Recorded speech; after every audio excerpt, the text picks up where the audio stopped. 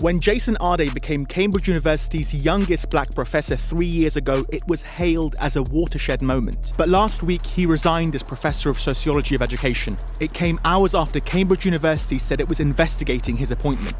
He was found dead at a home in South London Friday afternoon after weeks of public and media scrutiny over those allegations of plagiarism and questions surrounding some of his achievements. When you lie about everything that made you who you are, I mean, bro, people gonna get on your head.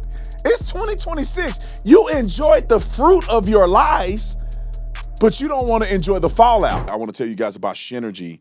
If you're looking for an energy drink that's clean, 75 milligrams of caffeine, nootropics that help you with focus so you don't crash and have all that crazy stuff in your drinks. You don't need to do that. That's over time that's going to destroy you. But we didn't just create an energy drink because we care about your overall energy and health. So we created an energy drink and a night drink. One that helps you go to sleep, wake up with energy, and the other one gives you sustainable energy throughout the day.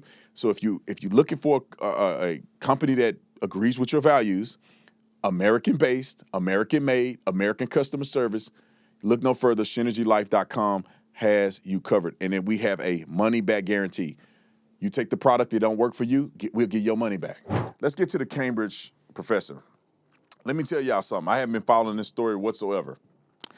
I didn't even know what was going on.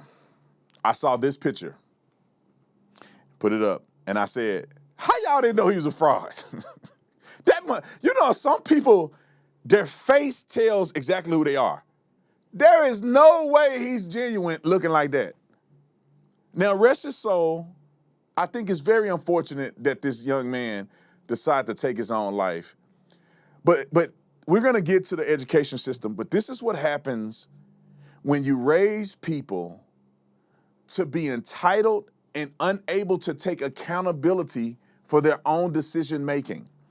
This man lied about majority of his professional career, lied about his upbringing and all kind of other stuff that have come to fruition. But because he cannot take responsibility for his own actions, he's entitled, believing that even though he lied, people shouldn't even criticize him.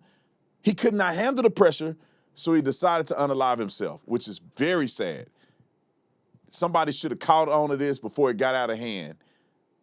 Let's roll the clip and listen to this whole crazy story because I got a lot to say about it. Roll it. My name is Jason Arday. I'm Professor of Sociology of Education at the University of Cambridge, and I'm very fortunate to be the author of Great and Unfortunate Things. I was diagnosed with autism at the age of 3. I learned to speak just before the age of 12, so I was 11. I learned to read and write when I was 18 years of age. Those milestones became quite significant. 12 years after learning to read and write, I gained a PhD, and then I ended up becoming one of the youngest professorial chairs in Cambridge's history. The memoir is a story of a mother who advocated for their non-verbal and autistic child who, on a spectrum of autism in terms of global development delay and other things, navigated lots of different difficulties in this journey that ended up becoming this memoir. I'm not laughing at him. I'm perplexed that people didn't know that this guy made all this stuff up. Roll the clip. Here's the news break. We begin this half hour with the tragic end to the investigation into a Cambridge professor. Jason Arday had been facing accusations of plagiarism and dishonesty about his achievements when he was found dead. Kamal Afzali has more from London. Kamal, good morning. Good morning, Kelly. Jason Arday's death has prompted an outpouring of some sympathy and emotion from across this nation. It's coming from the university where his appointment made history through to the highest levels of government and across political divides. He was found dead at a home in South London Friday afternoon after weeks of public and media scrutiny over those allegations of plagiarism and questions surrounding some of his achievements. It would be the greatest story in the world if the kid who didn't know how to read and write managed to get a PhD. When Jason Arday became Cambridge University's youngest black professor 3 years ago, it was hailed as a watershed moment. How does it feel? He was interviewed on CBS News, sharing his belief on what made that moment possible. I think what is really important within that is the idea of instilling belief in people. But last week, he resigned as Professor of Sociology of Education. It came hours after Cambridge University said it was investigating his appointment. Arday had fallen from grace after facing accusations of plagiarizing academic work and dishonesty about his achievements in athletics and fundraising. Those were claims he strenuously denied, admitting only errors in his work. In what would be his final public statement, last week Arday said his recent years were marked with an unrelenting level of public scrutiny.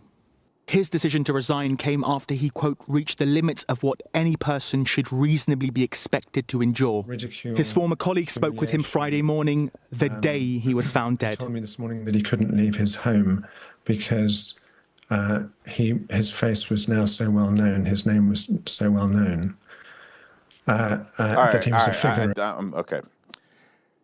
Now, put this in perspective. The level of scrutiny that one should endure. Well, when you lie about everything that made you who you are, I mean, bro, people gonna get on your head. It's 2026. You enjoyed the fruit of your lies, but you don't want to enjoy the fallout. I'm telling y'all, please, if you are out here, you follow me or if I lie, get on me. I have to take it. Ain't no way. It ain't no way, shawty. I lie about all of this crazy stuff that this dude lied about. Matter of fact, I don't have to lie about nothing. I am who I am. God made me like I am. You know, some people try to bring up stuff about me. Brandon did that. Yeah, I did it. I don't think it was the greatest thing to say. I had to get on somebody's head on the internet 8 years ago. Homeboy want to get gangster, and I got gangster. I had to apologize to the Lord over it.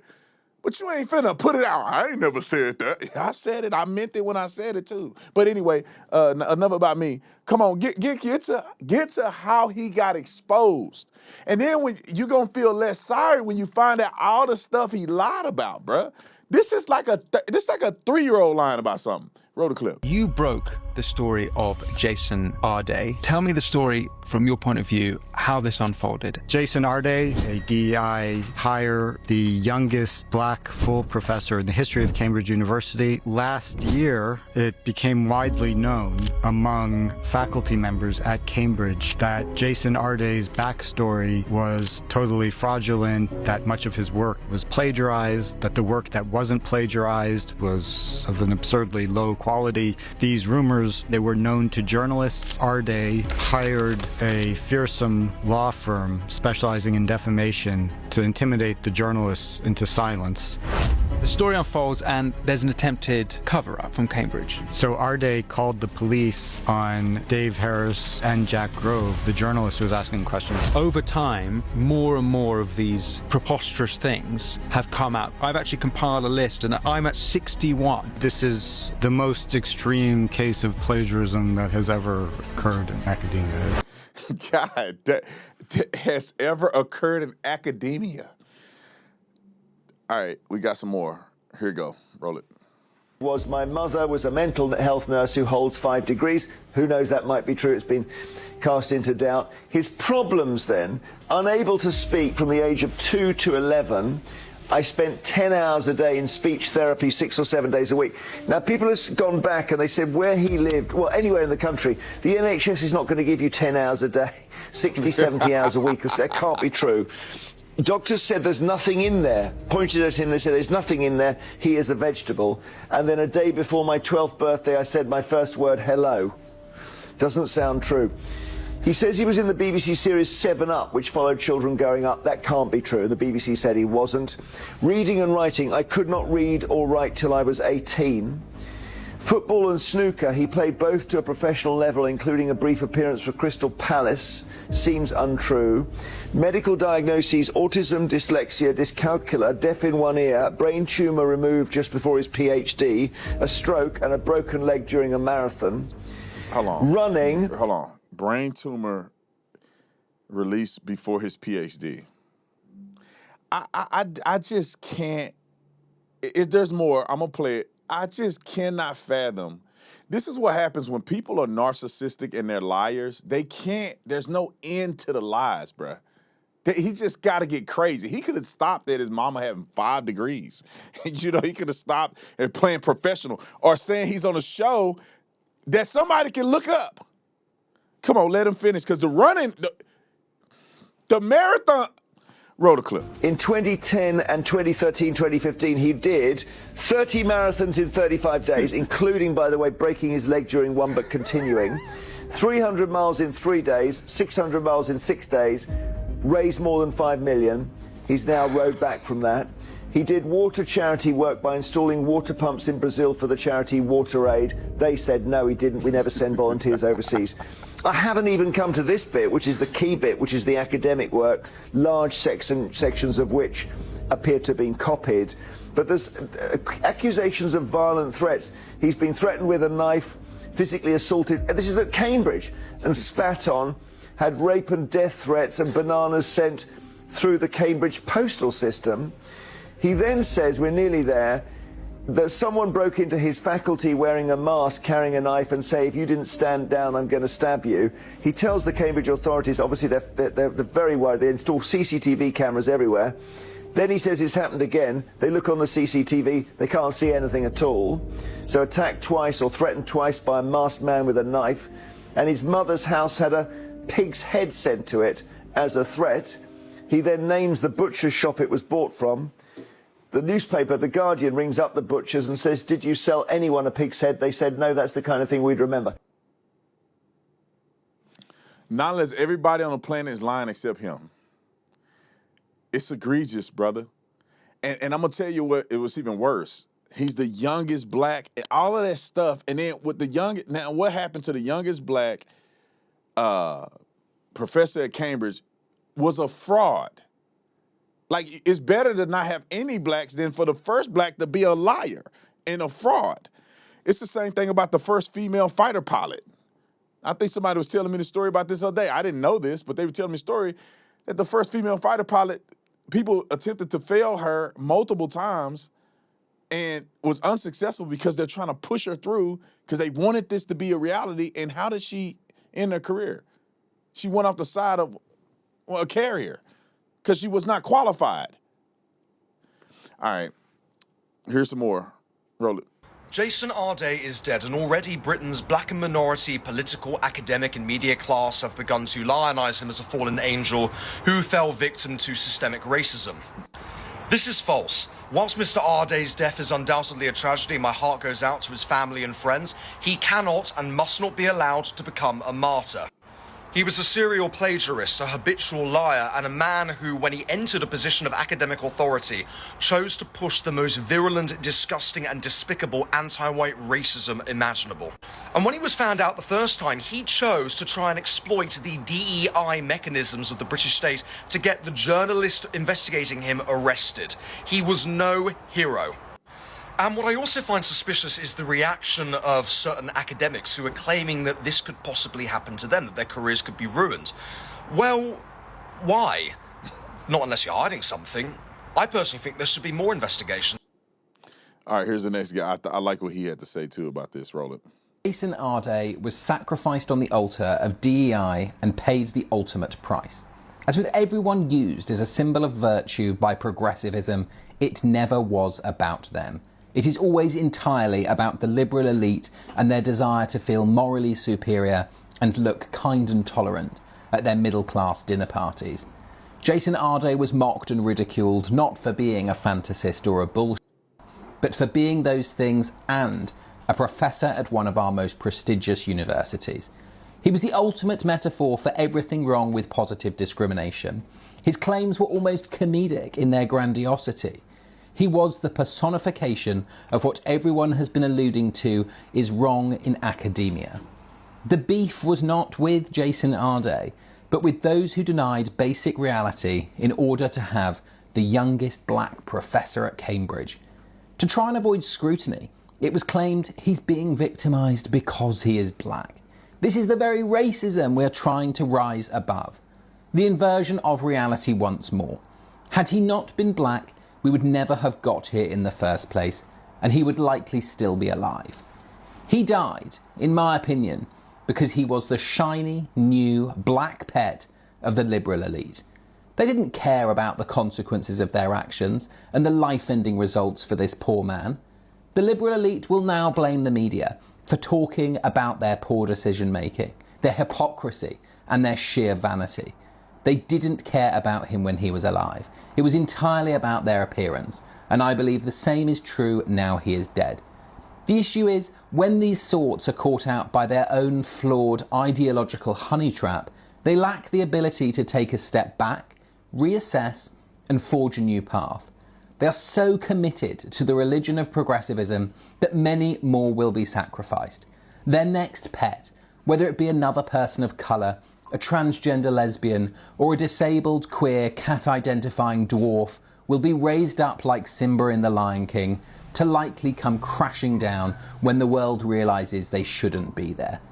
The death of Jason Arday is tragic, but the blame, in my opinion, lies entirely in the hands of those who lifted him so high, knowing just the smallest breeze could send him falling to his death. I agree with everything he said. We got to stop this mess. This DEI stuff, all that stuff is just so stupid and weird to me. Man, hey, credentialize these people authentically and help them rise to the top to be competitive. And if they win in a competitive race, then they win.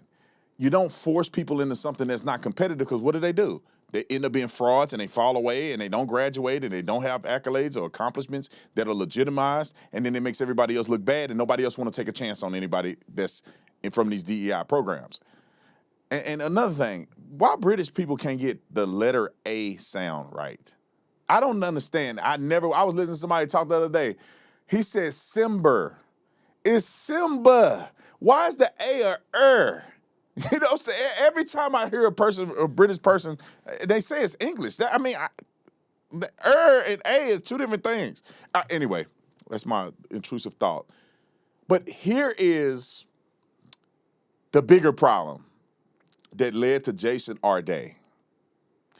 And it is the failure of the education system, because instead of educating young people and preparing them to be competitive in life, we're thrusting them through so we can have graduation numbers and statistical data points to tell somebody, or for somebody to tell the world, oh no, we're doing well in these inner cities. We're doing well amongst young people. Yeah, we're passing them. They're graduating, instead of the reality of the fact that these young people are illiterate. As seniors in high school, illiterate. And what does illiteracy lead to? It leads to you not being able to get employment, which leads to you not having a job to provide for your family. Illiteracy causes people to not focus on their future and decide to make poor decisions because they have no future in their own mind. So they have children out of wedlock, no income coming in, dependence on the government, and they end up going downhill fast. And then generations and generations and generations of doing that.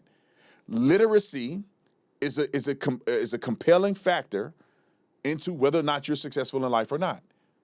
It is one of the factors. Literacy, working on a job, not having children out of wedlock, and staying out of the prison system. 120,000% you won't end up in poverty if you do those things. All right, let's talk about it. Here's a teacher that went viral not too long ago because he cried at the idea that his students are like completely unprepared for the real world. And I put my life on it. This is probably an inner city school. What people are not realizing that's going to hit you like a semi-truck on the freeway driven by an illegal alien, it's going to hit you hard, because what people are not understanding is that it's not a black thing. Unfortunately, black people are in poverty more than others, so therefore it appears to be a black thing. This is going to end up being a have and have-nots. This is a class thing. This is people who are under the poverty line or are floating around middle class will have access to public schools that are failing, and people that are elite, that have enough money to put their children in a private school and elite schools, are going to succeed educationally while others fail. It's going to be a class thing. Rich black people got their kids in private school, homeschooling them. Poor black people do not. It's going to be a rich-poor thing, not a black-white thing. Roll the clip. So I am on my lunch break. It is, 11:30 or something like that. And I just finished a 3-hour class. We have what's called block, and block is where first and second periods are combined for subjects that need it. And so I literally broke down in the middle of class because I'm teaching seniors. These kids are leaving high school and going to college, hopefully, after they finish. We had 2 paragraphs to read, 1 sentence, complete to write. I gave them the sentence stems. I basically completed the sentence for them in the model. These are 17 and 18-year-old kids,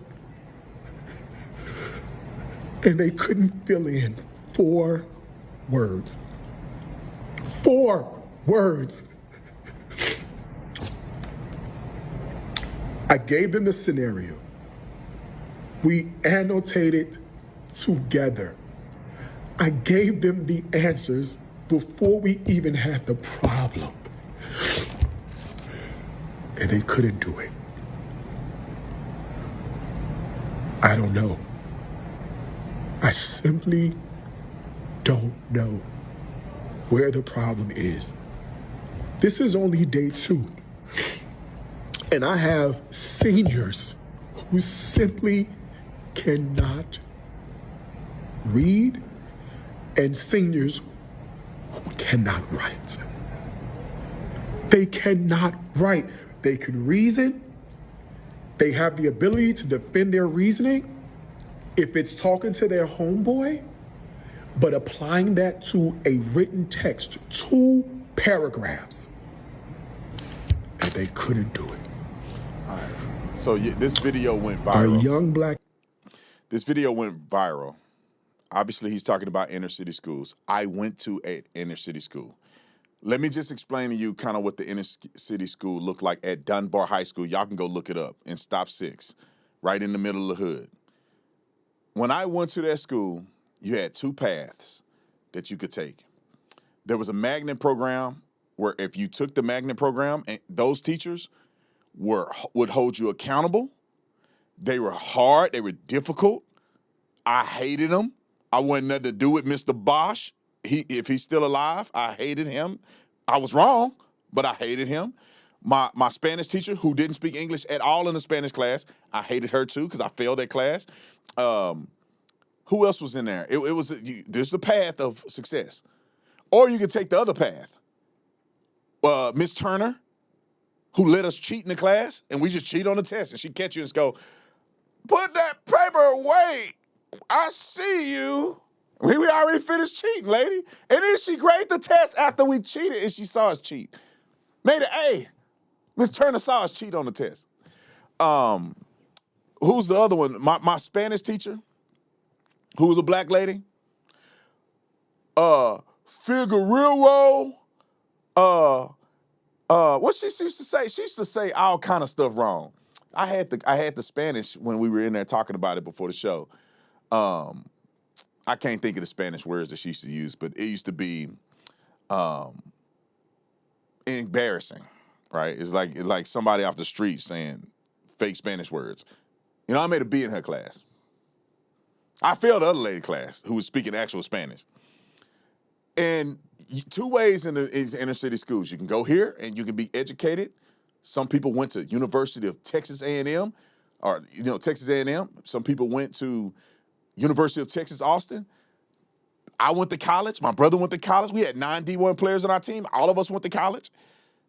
You can go down the path to being successful and be educated, or you can take the cheap route and you'll never make it in life. And white people are nowhere near involved in this to any legitimate degree. Our principal was black. Okay.